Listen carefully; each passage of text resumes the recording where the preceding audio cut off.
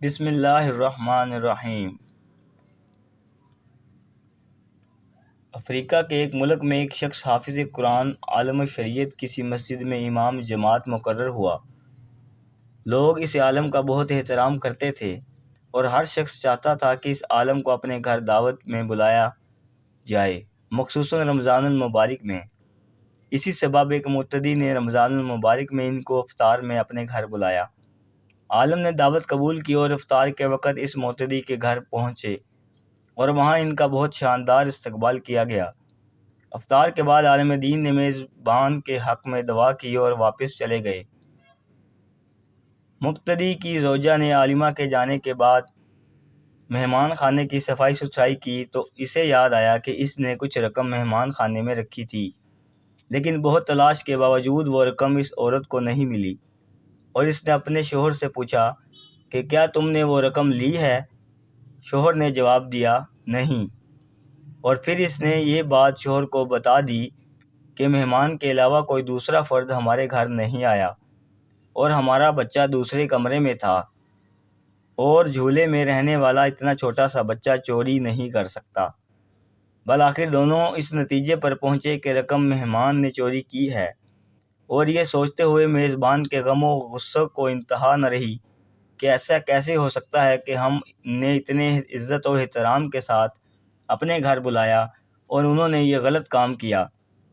اس شخص کو قوم کے لیے نمونہ عمل ہونا چاہیے تھا، نہ کہ چور ڈکیت۔ غم و غصے کے باوجود اس شخص نے حیا کے مارے اس بات کو چھپا لیا، لیکن درمیان حال عالم دین سے دور دور رہنے لگا تاکہ سلام دعا نہ کرنی پڑے۔ اسی طرح سال گزر گیا اور پھر رمضان المبارک آ گیا، اور لوگ پھر اسی خاص محبت و جوش و خروش کے ساتھ عالم دین کو اپنے گھروں میں دعوت افطار کے لیے بلانے لگے۔ اس شخص نے اپنی زوجہ سے کہا کہ ہمیں کیا کرنا چاہیے، مولانا صاحب کو گھر بلائیں یا نہیں؟ زوجہ نے کہا بلانا چاہیے، کیونکہ ممکن ہے کہ مجبوری کے عالم میں انہوں نے وہ رقم اٹھائی ہو۔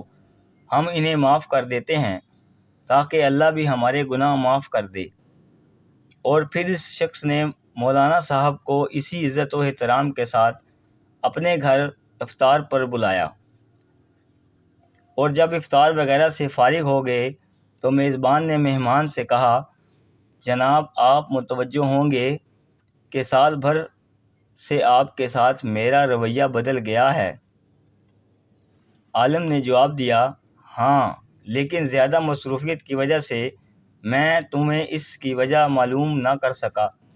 میزبان نے کہا، قبلہ میرا ایک سوال ہے اور مجھے امید ہے کہ آپ اس کا واضح جواب دیں گے۔ پچھلے سال رمضان المبارک میں میری زوجہ نے مہمان خانے میں کچھ رقم رکھی تھی اور پھر وہ رقم اٹھانا بھول گئی، اور آپ کے جانے کے بعد ڈھونڈنے کے باوجود وہ رقم ہمیں نہیں ملی۔ کیا رقم آپ نے لی تھی؟ عالم دین نے کہا، ہاں میں نے لی تھی۔ میزبان حیران پریشان ہو گیا، اور عالم اتنی بات جاری رکھتے ہوئے کہا، جب میں مہمان خانے سے جانے لگا تو میں نے دیکھا کہ کاؤنٹر پر پیسے رکھے ہوئے ہیں، چنانچہ تیز ہوا چل رہی تھی کہ نوٹ ہوا سے ادھر ادھر اڑ رہے تھے، لہٰذا میں نے وہ نوٹ جمع کیے، اور میں وہ رقم فرش کے نیچے یا کہیں اور نہیں رکھ سکتا تھا کہ ایسا نہ ہو کہ تم وہ رقم نہ ڈھونڈ سکو اور پریشان ہو جاؤ۔ اس کے بعد عالم نے زور سے اپنا سر ہلایا اور اونچی آواز میں رونا شروع کر دیا، اور پھر میزبان کو مخاطب کر کے کہا کہ میں اس لیے نہیں رو رہا کہ تم مجھے چوری کا الزام لگایا ہے، اگرچہ یہ بہت دردناک ہے، لیکن میں اس لیے گریہ کر رہا ہوں کہ 365 دن گزر گئے اور تم میں سے کسی نے قرآن کا صفحہ بھی نہیں پڑھا، اور اگر تم قرآن کو ایک بار کھول کر دیکھ لیتے تو تمہیں قرآن میں رکھی رقم بھی مل جاتی۔ یہ سن کر میزبان بہت تیزی سے اٹھا، قرآن مجید اٹھا کر لایا اور جلدی سے کھولا، اور اس کی مکمل رقم قرآن میں رکھی نظر آ رہی تھی۔ یہ حال ہے ہمارے مسلمان کہ سال بھر بھی قرآن نہیں کھولتے اور اپنے آپ کو سچا اور حقیقی مسلمان سمجھتے ہیں۔ استغفار۔ اللہ پاک ہمیں نیک عمل کرنے کی توفیق دے اور قرآن پاک کو پڑھنے اور اس پہ عمل کرنے کی توفیق دے۔ آمین ثم آمین۔